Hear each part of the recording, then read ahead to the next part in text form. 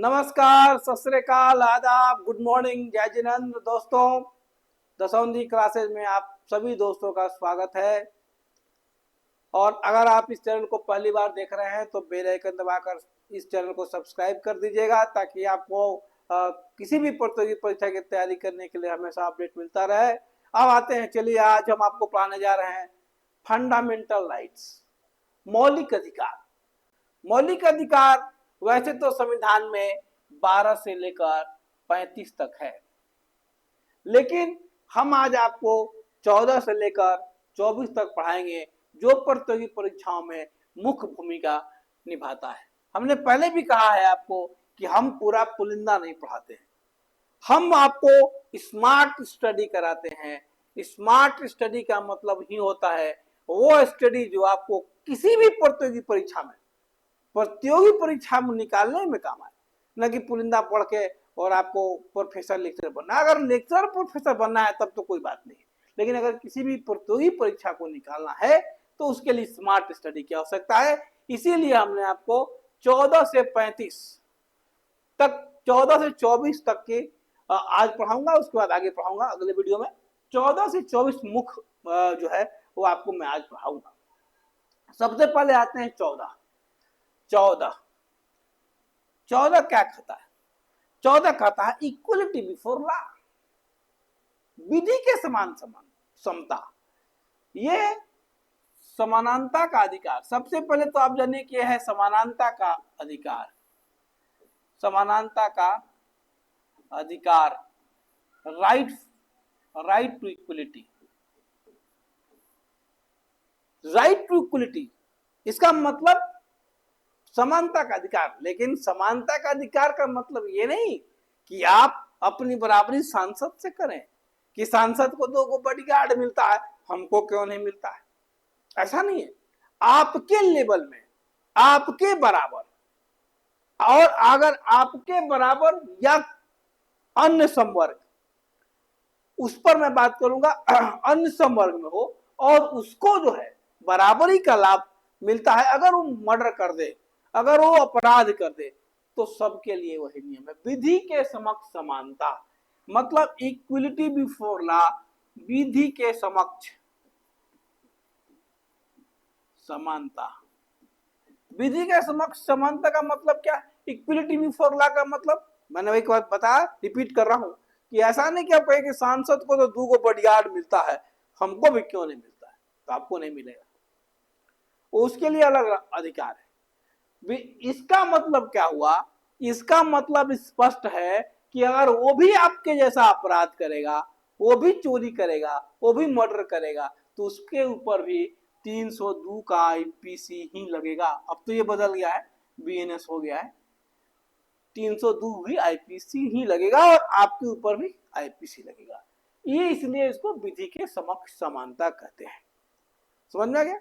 अब आते हैं 15। इसके बाद जो आता है 15 क्या कहता है? धर्म, लिंग, जाति के नाम पर विभेद आप नहीं कर सकते। इसीलिए आपको ये जो है आपको अनुच्छेद दिया गया है कि धर्म, लिंग और जाति, सब जाति समान है, सब धर्म समान है, सब लिंग समान है। इसीलिए कहा जाता है कि भारत एक महान है। समान है तभी ना महान है। तो ये 15 हो गया। 16 लोक नियोजन में अवसर। लोक नियोजन में समान अवसर, मतलब ऐसा नहीं है कि आपको फार्म भरने का छूट है और हम दलित हैं तो हमको छूट नहीं है, हमको भी छूट है, हम भी फार्म भर सकते हैं। सब लोग फार्म भर सकता है, सब लोग नौकरी निकाल सकता है, सब लोगों को समान अवसर मिलेगा लोक नियोजन में, और समान अवसर।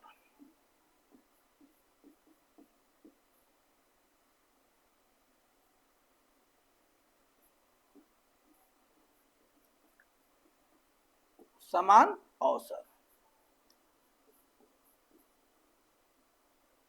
अब आइए, अब आते हैं अगला टॉपिक 17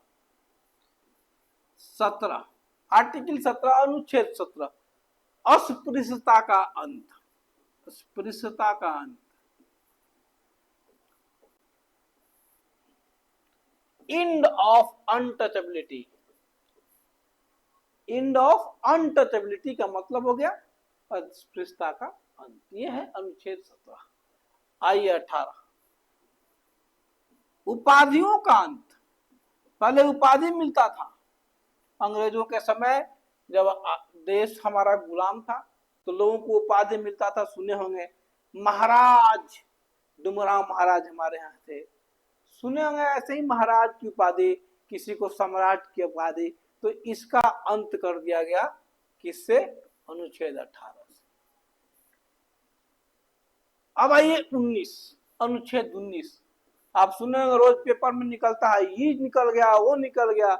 यही है वाक्य स्वतंत्रता, बोलने की स्वतंत्रता।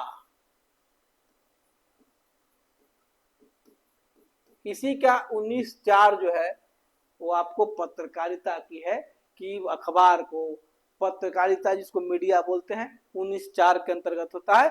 उसको भी बोलने की स्वतंत्रता है, कुछ भी बोल सकता है, लेकिन आप ही हमें के खिलाफ बोलता है, नेताओं के खिलाफ नहीं बोलता है, खैर अलग बात है, लेकिन उसको बोलने की स्वतंत्रता 19(4) के तहत। 20 जो है आपको बहुत कम लोग जानते हैं, लेकिन बहुत ही इंपॉर्टेंट है। 20 कहता है कि अगर आपको किसी केस में दंड मिल गया एक बार, दोबारा वो दंड आपको नहीं मिल सकता। एक ही बार एक कार्य के लिए, एक अपराध के लिए एक ही बार आपको सजा मिलेगा, यही 20 कहता है। आपको पिक्चर के मूवी का क्लिप सुनाते हैं। एक पिक्चर में प्रेम चोपड़ा को उस पिक्चर का हीरो जो है मार देता है, नहीं प्रेम चोपड़ा को मारने देता है, मारने के केस में वो 20 साल का सजा काट के आता है, और वो जब जेल से छूट कर आता है तो देखता है कि वो तो जिंदा है। फिर मुकदमा केस में जाता है, मुकदमा जो है कोर्ट में जाता है। जैसे ही कोर्ट में जाता है, प्रेम चोपड़ा को उस पिक्चर का हीरो वहीं पर मार देता है, जज के सामने ही उसका उसका मर्डर कर देता है। क्योंकि जज उसके मर्डर की सजा उसको पहले ही दे चुका है, इसीलिए उसको दोबारा उसको सजा नहीं दे सकता है। मतलब एक बार अपराध आप कीजिएगा तो आपकी उसके एक ही सजा मिलेगी, दोबारा आपको जो है सजा नहीं मिलेगी। उस पिक्चर का मैं क्लिप आपको सुना दिया, ये जीवन भर याद रहेगा। ये होता है 20 के अंतर्गत। अब देखते होंगे कहता है कि एक ऐसा अपराध है दुनिया में, भारत में खासकर, कि एक ऐसा अपराध है जिसको अगर आप करते हैं और कामयाब नहीं होते, माने अपराध कमिट नहीं होता है, फिर भी आपको दंड मिल जाता है। वो अपराध क्या है? आत्महत्या। अगर आत्महत्या आप करने का प्रयास कर रहे हैं और आप कामयाब नहीं हुए तो भी आपको सजा मिल सकता है, और उसके लिए आर्टिकल 21 में नियम बना है, प्राण एवं दैहिक संरक्षण की स्वतंत्रता। तो हमने आपको बताया 2 पढ़ा दिया, 14 से लेकर 21 तक। 14 से लेकर जिसमें समानता का अधिकार और स्वतंत्रता का अधिकार दोनों हो गया। अब आते हैं तीसरा, आपको जो है शोषण के विरुद्ध अधिकार। सुना होगा आपने बलात्श्रम, एक 22 भी है लेकिन उसका कोई ज्यादा महत्वपूर्ण नहीं है, इसलिए मैंने कहा ना कि स्मार्ट स्टडी कीजिए, ज्यादा पढ़ने से वो लाभ नहीं है, स्मार्ट स्टडी कीजिएगा तब आप कंपटीशन को क्रैक कीजिएगा। तो 22 का कोई खास रोल नहीं है, इसलिए 22 आपको नहीं पढ़ाएंगे, 23 पढ़ाएंगे।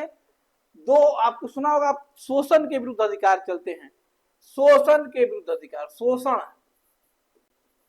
के विरुद्ध अधिकार, एक्सप्लॉइटेशन। शोषण मतलब एक्सप्लॉइटेशन।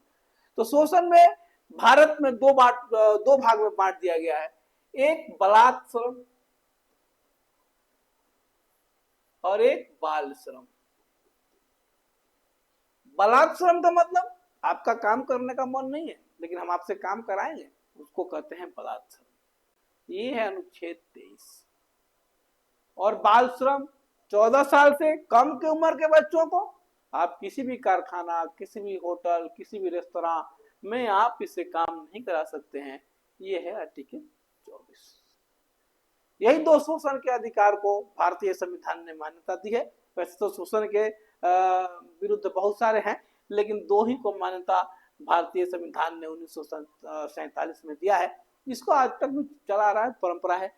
अब आपका हमने 14 से लेकर 24 तक के सारे अनुच्छेद को व्याख्या सहित पढ़ा दिया है।